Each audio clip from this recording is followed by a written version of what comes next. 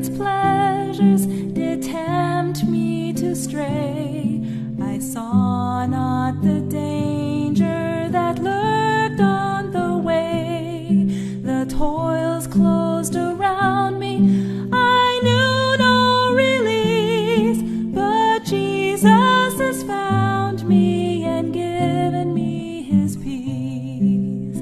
Get right with God, his pardon is free. Get right with God, he's waiting for thee. Our Jesus is calling, oh come unto me. Take him, O sinner, and get right with God. Hi, welcome to Poetry Love Media. For today, we have our special guest by the name of Yafet Tegene. Welcome. Thank you. Thank you, Sheldon. Welcome. All right. And we're going to talk about an interesting product that maybe pique an interest in many of our viewers out there. You know, coffee is a popular drink. It's like the go-to thing when somebody is stressed or if somebody's at work and they go on their coffee break. Would it be interesting to know that there's a substitute for coffee? So let's find out. And so Yafet, he's not a stranger to us. He's in fact appeared in our previous programs on the panel, and I'll post the links below to see those as well. So for starters, Yafet, can you tell our viewers briefly about yourself? Yeah, absolutely. What exactly? I mean, I can describe kind of this area, this field of study is nutrition. I'm a passionate, registered, board certified holistic nutritionist. I have a passion for herbology, aromatherapy or apothecary, essential oils. I'm just very much into natural, all things natural. And my company name is actually Healthy and Whole, and we'll probably get into that. And my website just is brand new. We'll probably get into that a little bit later. So yeah, very enthusiastic to be here. I'm very thankful for your ministry, Sister Sheldon, and thank you for having me here because the information we're going to share today is very important. It's pertinent to the age in which we're living. So many people need to wake up because you don't know, if you don't struggle with this yourself, you know someone who is struggling with this. And so we want to address this at this time. Very good. And so when did you get inspired to making coffee substitutes? And did you yourself struggle with coffee in the past? Okay, I'll answer the second question first. I grew up in, some of you can tell by my complexion at least, that I'm somewhere from Africa in descent. And it's actually particularly in East Africa, in Ethiopia.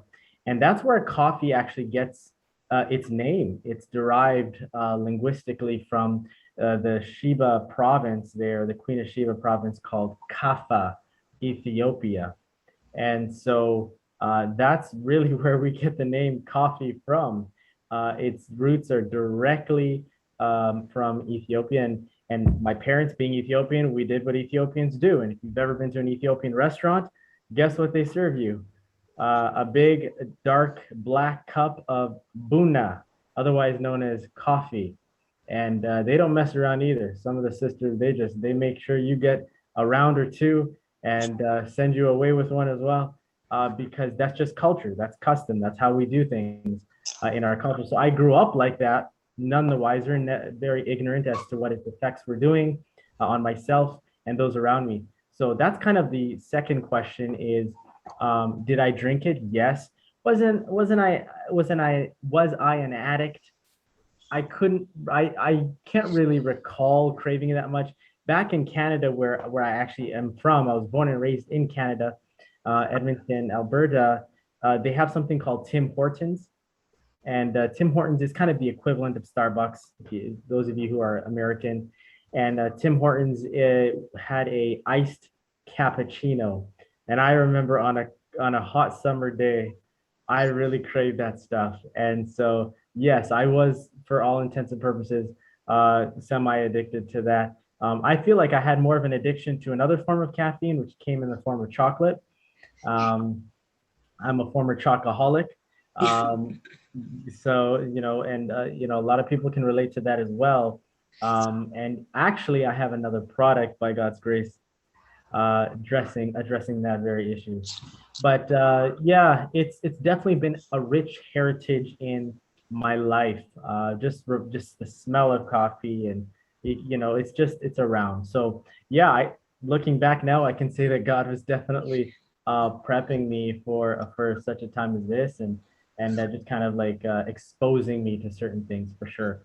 Um, and the sorry, your first question again was. Yeah, so the first question was, when did you get inspired to make coffee Yeah. substitutes? Yeah, that's a great question. So this came as a result of a problem I had. Being a nutritionist for several years in practice, clinical practice in chiropractor's office, and having my own business, you come across many people, and you hear a lot of things. And I like to look for consistencies. I like to look for patterns. And one of the things that I found over and it was almost like they were reading from the same script, and that was only have one cup of coffee in the morning, no biggie. It's all right. It's not going to do me much harm. Uh, and I heard this, one time, okay, two times, three times. And, by the 50th time, you think you'd wake up a little bit and think, okay, yeah, there's something going on here. And so I said, well, this thing needs to be addressed. Like, what's going on? And I found out that there is a very, very serious issue with caffeine addiction. Uh, uh, Primarily among our sisters, but also our men. I noticed in my own practice, at least, more so with kind of the meat aspect and getting your meat protein, but both genders, but definitely it's heavily on the side of the female gender. And most of my clients are women. And so I was just exposed to that more. And, I felt so bad I mean, I love my clients. Many of them are my good friends still. And but I was thinking, what can I do? What can I do to help this remedy this issue? I've seen everything from things like vitiligo, where you have white patches on your skin as a result directly from caffeine intake. I've seen diabetes, type 1. I mean, no one's talking about this. Type 1 diabetes directly correlated to caffeine intake. We can go through, we're gonna go through some of the research. And I just began to put two and two together. And I'm looking to my left and right and thinking like, someone's got to do something. And so that's kind of where the inspiration came from for my Better Than Coffee. Was I saw a problem, I was trying to address it, and next thing you know, it became a very big seller, and it became more popular. And as I perfected the formula, lo and behold, I have an addition to my business here on the side. So it's just an extra blessing in that sense. Amen. And that's interesting. You say mostly females struggle with that. You want to elaborate to our viewers, why is it that there's more females struggling with coffee addiction? I call it the female version of food porn, Sheldon, because it is ubiquitous among our sisters. And again, this is just from my sampling of clients. It's it's everywhere. And why the females? Maybe because it's catered to them more. I don't know exactly. I know many men as well. It's a good question. I have to really kind of look into why the phenomenon for women, but I do notice that, and it does manipulate your hormones a lot. So the estradiol, actually the liver produces many of these hormones, and caffeine is filtered through the liver. If you put caffeine through a liver, it's not going to come out on the other side unfiltered. Your body treats caffeine as a toxin, and so your liver, which is responsible for many of these hormones, it doesn't take rocket science to begin to understand why many women are having these hormonal issues as well. So yeah, I do want to say this. I think that there's an enemy out there that hates families. And I think that women are the bedrock of society because they shape the future generation. And if they somehow don't have the right cues mentally, spiritually, if they're not discerning the attacks of this foe that we face in life, then I fear for the next generation, and I fear that they will not be able to, even if they want to, they will be incapacitated to help the next generation. That's one of my fears, is to awake and arouse our sisters to the danger that they're in, and so that they can have clear minds. I've seen so many testimonies of those who have waken up from this, and it's just a new life.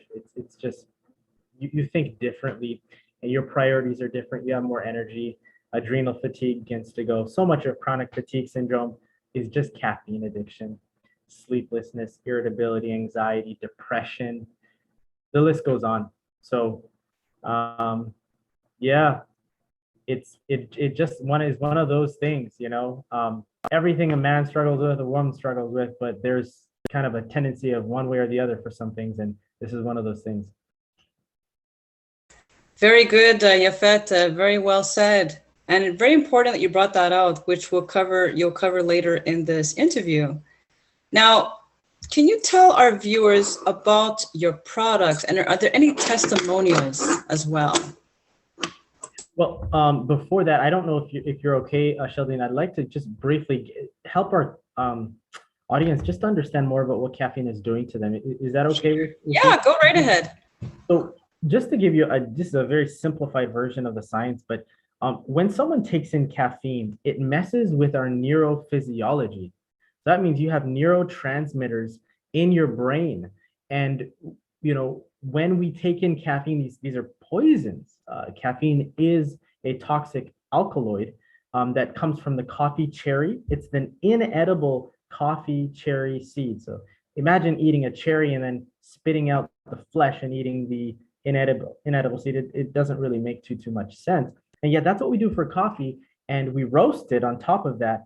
It's actually quite toxic to our human physiology, but it has compounds in there, and one of them is the caffeine, of course, and it's in a family of toxic alkaloids called xanthines, and these are, theobromine is another one in that family. We know that as chocolate, theobroma.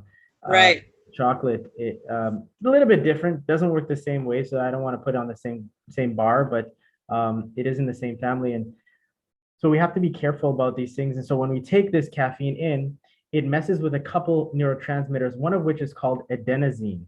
And adenosine is responsible for self-control and calming, and it drops dramatically. Adenosine is that thing that says, okay, it's time to go to bed now, and let's just calm.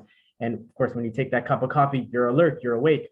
At the same time, what happens is your adenosine receptors multiply because there's such a lack of intake, or uptake, I should say, of the adenosine. While this is happening, there's another neurotransmitter called acetylcholine. And of course, acetylcholine is for your frontal lobe function. It quickens a discernment and enhancement of brain function. This increases. So this is why when you drink that cup of coffee, I can address my work ethic much quicker. I can perform tasks more efficiently. Yes, you can for a season, but there's always going to be a letdown, and that comes afterwards. And so that's one thing we need to be aware of. That goes up quickly, temporarily. Then there's another, and by the way, that does flip on something called the fight or flight stress response. The fight or flight stress response is natural. It should come to us when we are confronted with a Mack truck and it's coming our way, or a train and we're stuck on the rails, or a lion that we meet in the jungle. That is needed to get our muscles activated and going. But what happens if you're stuck behind a computer desk? We're stressing ourselves out. We're tricking our own brains, and we're pumping out cortisol like crazy, which also deals with inflammation. And then at the same time, there's a burst of dopamine. Now, dopamine is the feel-good pleasure. This is why when you tell people about these things, they say, I cannot live without my espresso, Sheldon. And it's because of the feeling of the long associated feelings that they have with that. And eventually what happens is over time, the dopamine and the acetylcholine levels reduce, as does the brain blood flow, get this, by 40%. A whopping 40% reduced frontal lobe blood flow. That's not good. That's not good. And it goes lower than before the artificial stimulation. So you're actually not brought down to par, you're brought down below when you had the stimulation, essentially establishing a new normal, requiring the same or greater stimulation to get the same effect. This is typical of what you'd say a class A drug. And so the addiction begins, and the withdrawal pain, when you withdraw from caffeine, oftentimes you get withdrawal headaches. This is because of the adjustment in the brain for the nerve receptor sites, which have unnaturally compensated due to the unnatural stimulation. So that's a little bit about how caffeine tricks your brain. And there's a really good book called Caffeine Blues that I would highly recommend anyone. I should have brought it with me, but I would recommend you look into that book as well. A lot of the science, a good thick book full of scientific literature, because we live in an age today that's teaching that caffeine is good, organic coffee is good, and it's like, is organic mercury good for you? Poison is poison. It doesn't matter how you lace it, how you sugarcoat it, how organic or chemical free it is. It's a poison, and our body treats it as such. And so these things may have a place in particular circumstances if we're trying to use it as emergency medicine and so forth. But as a beverage for health enhancement, I would say our body does treat that only in one way. So that's a little bit about how that works. And then I could go into a little bit about what it does to, or what it's been associated with in our bodies, or we have time for that? Yeah, you can share that. The education is key. Awesome. Okay, so a couple things. So this is, even in small amounts, caffeine is toxic to us. One of the things that it's known for doing is causing cancer. Yeah, we see cancer on the rise right now. Heart disease is still high. In many places it's still number one, but oftentimes you'll find in affluent societies, cancer is number one.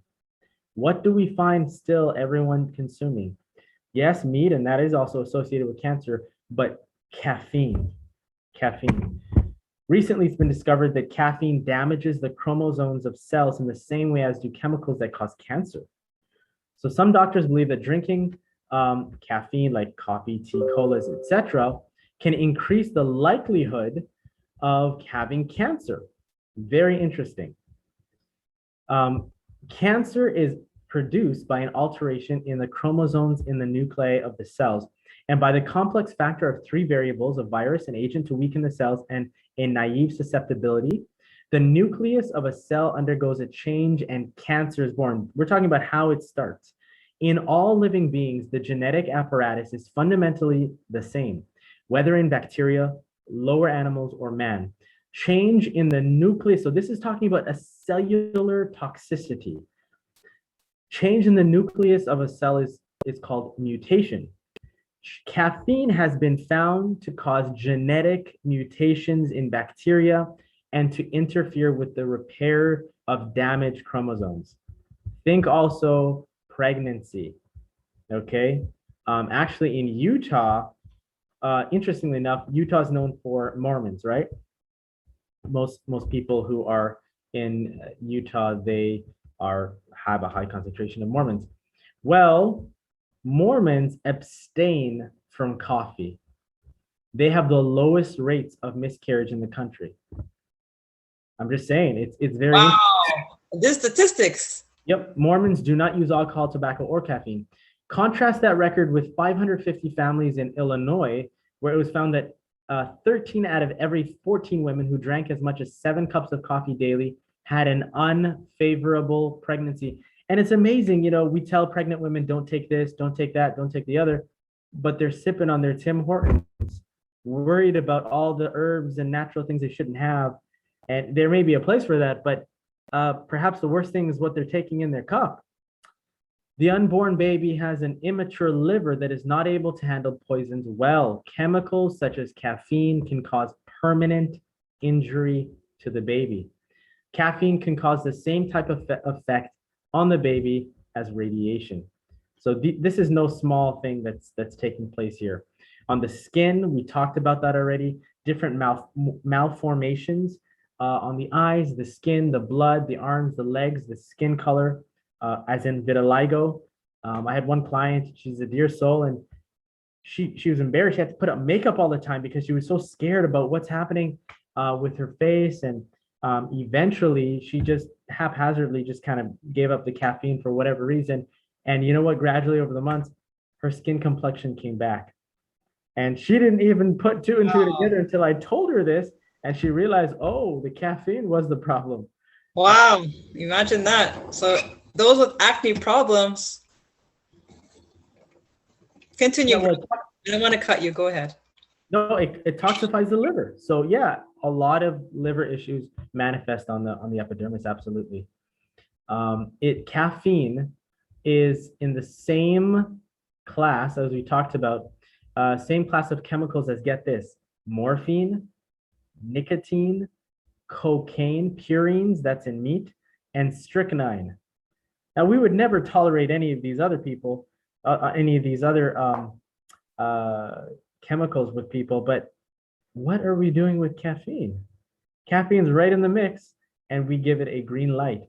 These alkaloids are characterized by addictive properties. Is caffeine addictive? Absolutely. Yes. All of these chemicals are poisonous to the body. Just a little bit here dealing with peptic ulcers, okay? Peptic ulcers in children have become more common as they use these beverages like colas, and many families don't recognize that they're harming their children through this. Diabetes, that's on the rise as well. One of every 5 to 6 people you see already has diabetes. That's 30 million more on the way here. Diabetes may be caused by exhaustion of the pancreas after years of eating too much, crowding meals closer together than 5 hours, eating between meals, and using too many sweets. But many people don't recognize that caffeine specifically injures the pancreas and makes diabetes and hypoglycemia, low blood sugar, much worse.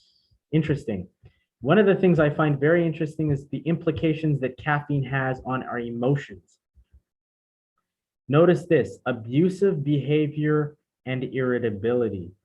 The irritation to nerves caused by caffeine can bring a frustration that borders on desperation.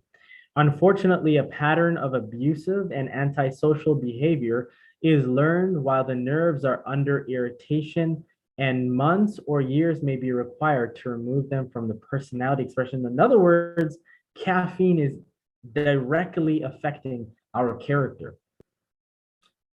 That is not something we mess around with. Wow. This is not talked about.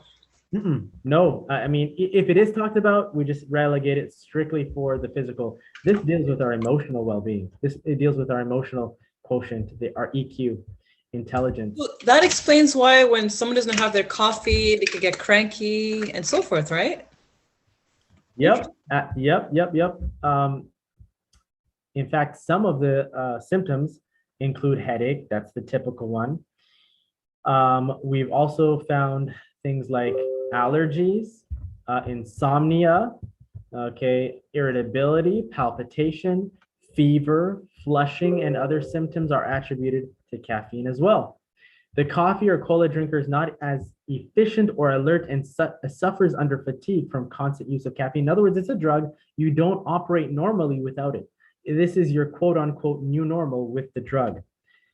But it's not normal, it's abnormal.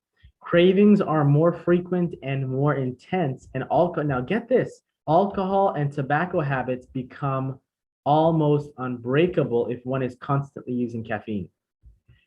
This is very important. There are lesser evils and greater evils. We might call alcohol and tobacco greater evils, but you know, when we take in these lesser evils, another one is actually irritating spices can have very similar effects as caffeine. When someone's consuming and over-consuming consistently these irritating spices, they lead to a craving for stronger stimulants. So it is with caffeine, and it can lead to, again, alcohol and tobacco. Also, another thing to consider is the moral impact. There's a doctor by the name of Dr. John Harvey Kellogg. He was known as kind of the who's who when it comes to natural healing and sanatorium work back in the early 20th century. And he was quoted as saying that the caffeine and chocolate were notorious for stimulating the lower passions. And so that's not something our younger people need today as well, need any help with. We really have a lot to work on, and caffeine is not going to help matters in that direction either. This also is the reason why there's a lot of promiscuity, perhaps as well. Yeah, and what do we see with every young sister? And my heart goes out to them. I love them, but what do we see them carrying? With them, often in their provocative dress, and they're carrying their Starbucks, or they're carrying this, and then they flirtation and undue behavior, et cetera, shacking up.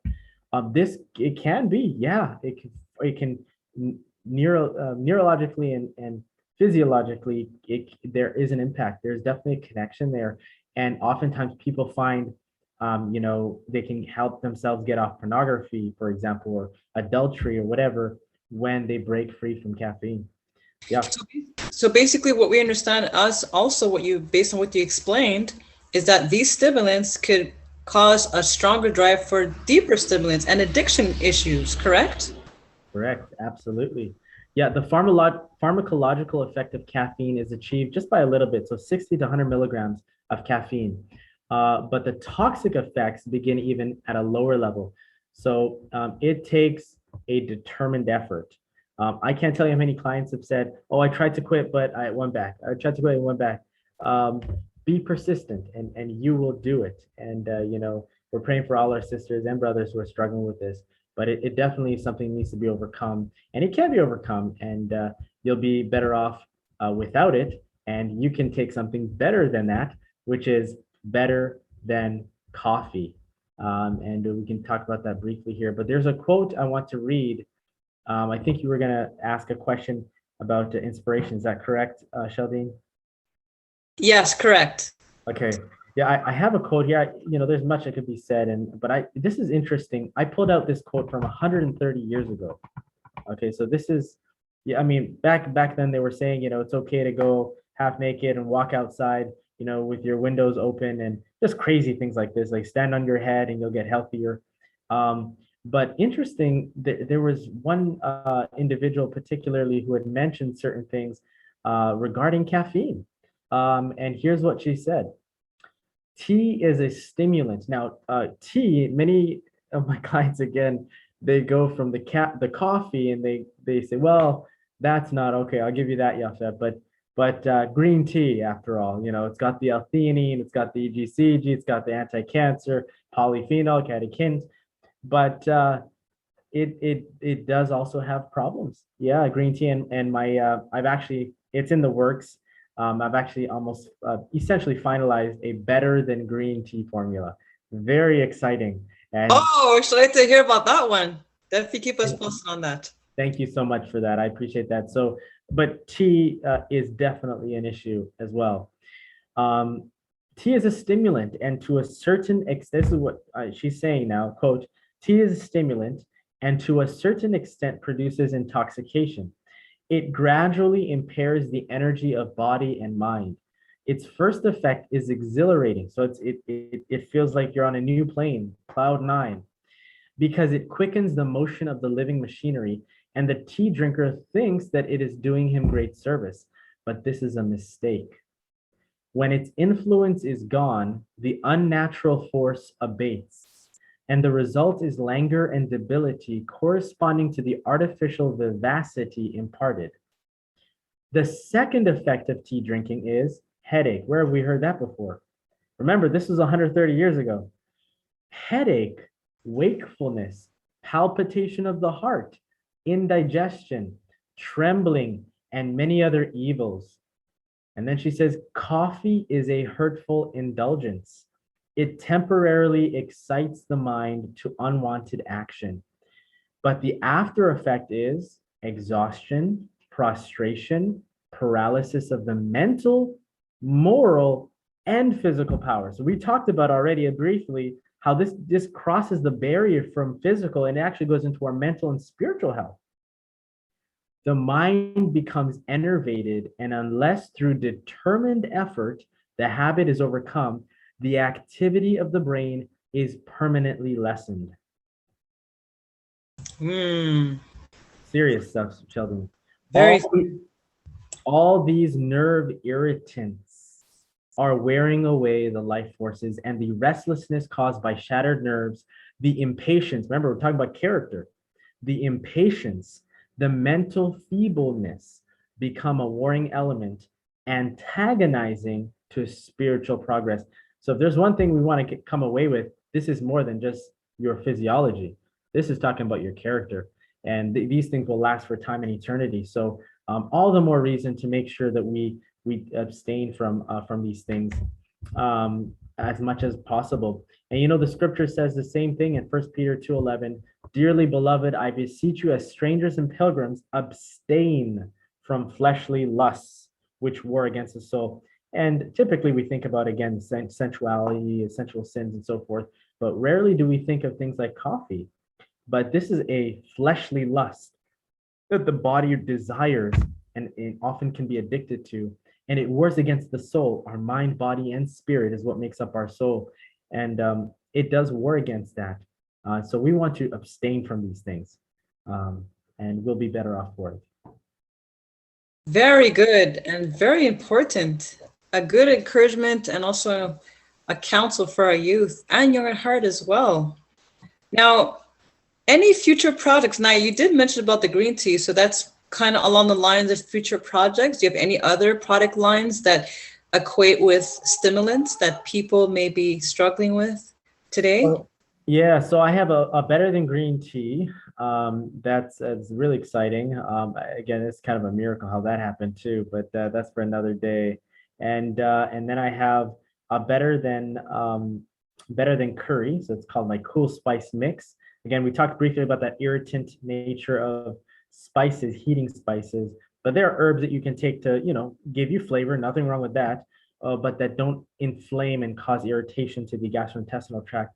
So I put those together in a convenient manner as well. And then of course I have a chocolate substitute called Better Than CBD, Better Than Chocolate CBD Super Carob Bar. And so that's going to be in the works. That's what I'm working on right now. But yeah, I do have a few of those in the works, and it's exciting to see where things are going, just following as God leads here. Very good. Wow, that sounds exciting. I look forward to those products coming out as well. Thank you. And so Yafet, any testimonials? Now, you did mention quite a bit of products and the things like that, but have you ever had real encounters of individuals who did struggle and they tried your products, and what was the outcome of that? Well, I think I mentioned that briefly already, Sheldon, I have many clients who have, honestly, I could say up to 90% of my clients who are women were addicted. They wouldn't call themselves addicted, but they were. You know, anything you need to take on a daily basis, you're pretty much known to have some form of addiction to.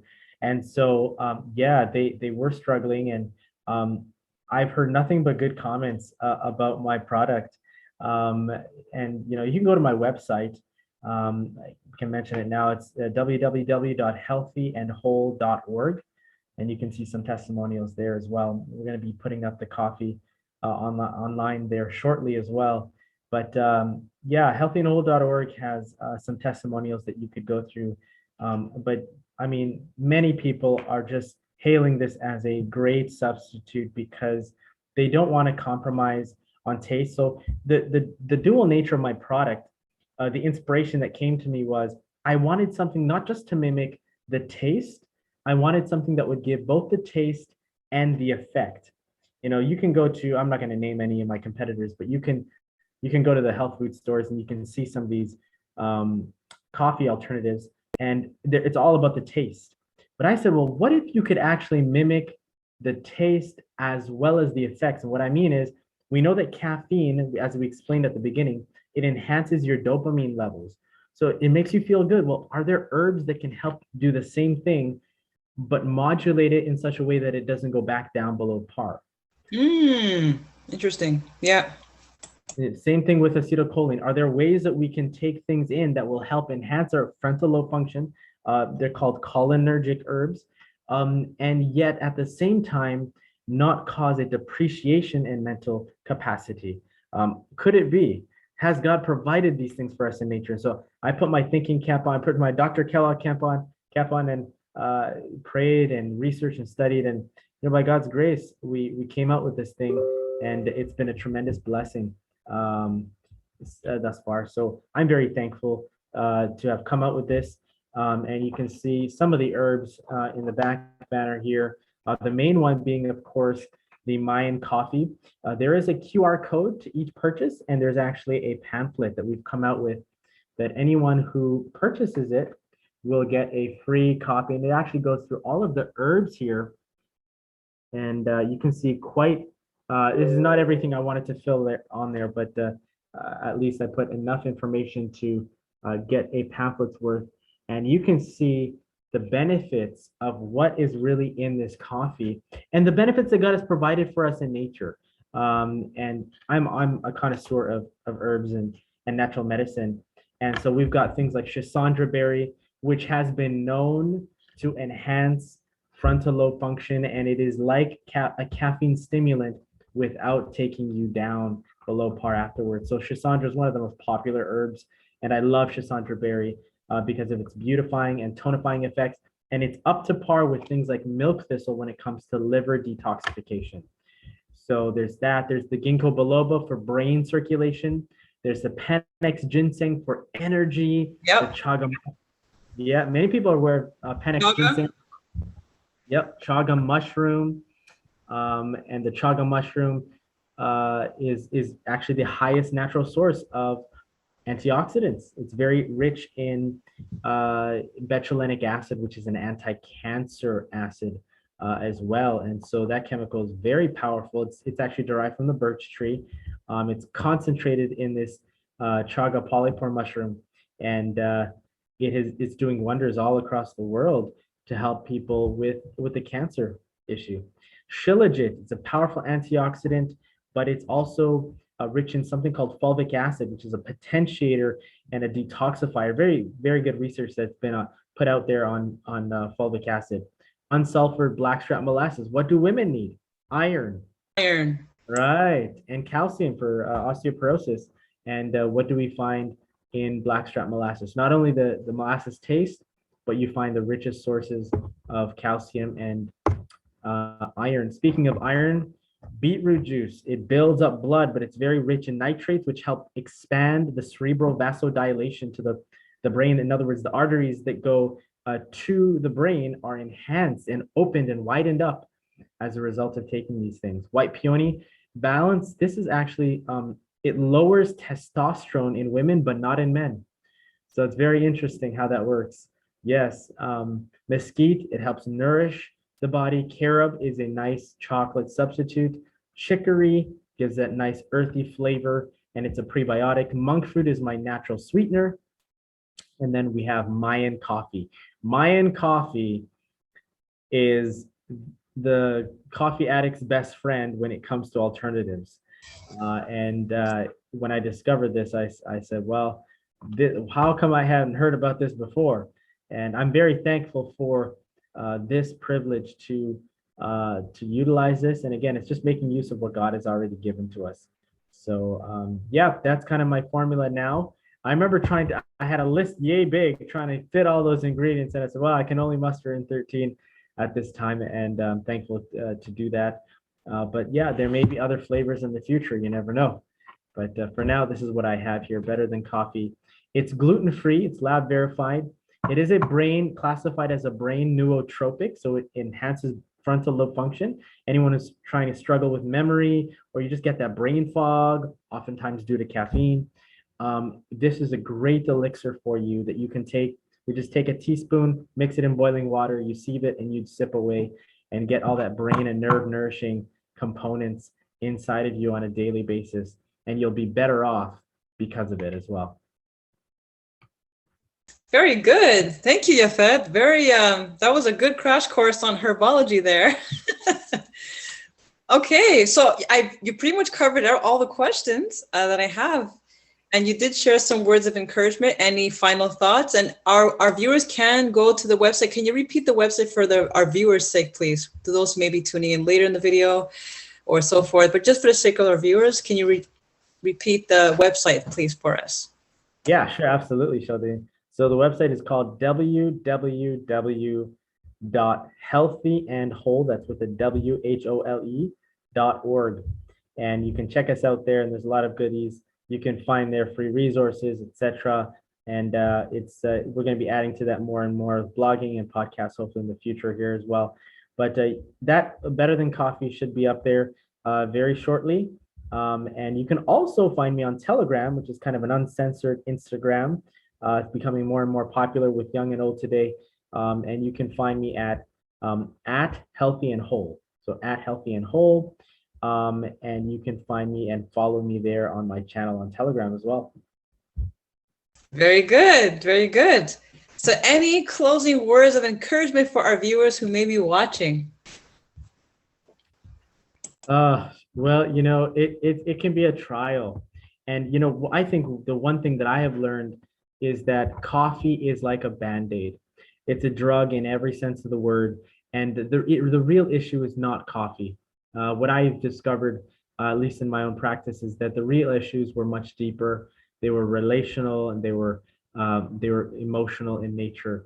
And so oftentimes caffeine is really just a Band-Aid, much like you'd find alcohol or overeating or any kind of intemperate habit. It's just a Band-Aid to really mask the wound. So I would encourage, if you're going through this, just know that you're loved, that you're not condemned, and we just want the best for you, and seek to reveal the wound, to expose the wound so that you can heal it, and then you don't have to Band-Aid it. And of course, these things need to be dealt with in the proper way. Yeah, I just want to encourage you, trust and pray that God will give you that diligent effort, not only to overcome this bad habit, which we pick up as we go through life, but also to heal the wounds that this bandage is often trying to mask and to hide from true, sincere healing. So that's kind of what I would say. And don't give up, take heart, and know that you're prayed up for. And we hope to see you drinking some Better Than Coffee sooner than later. All right, that was awesome. Thank you for those words of encouragement, Yafet. And to our viewers, you've heard everything here. Be sure to visit the website, and be sure to also follow Yafet on Telegram to be updated on any interesting nuggets, if you will. Now, just so you know as well, nobody here who's watching is judged or condemned. We are encouraging, only here to encourage. And we hope that you find encouragement in this interview. And we hope that you do check out these products as well. I'm actually curious to try out these products myself. And so be sure to check this out. And thank you once again for tuning in. And thank you for joining Poetry of Love Media. And we wish you a wonderful, wonderful rest of your day. And as always, better days ahead. Thank you for watching, and bye for now. Thank you, Sheldon. Thank you.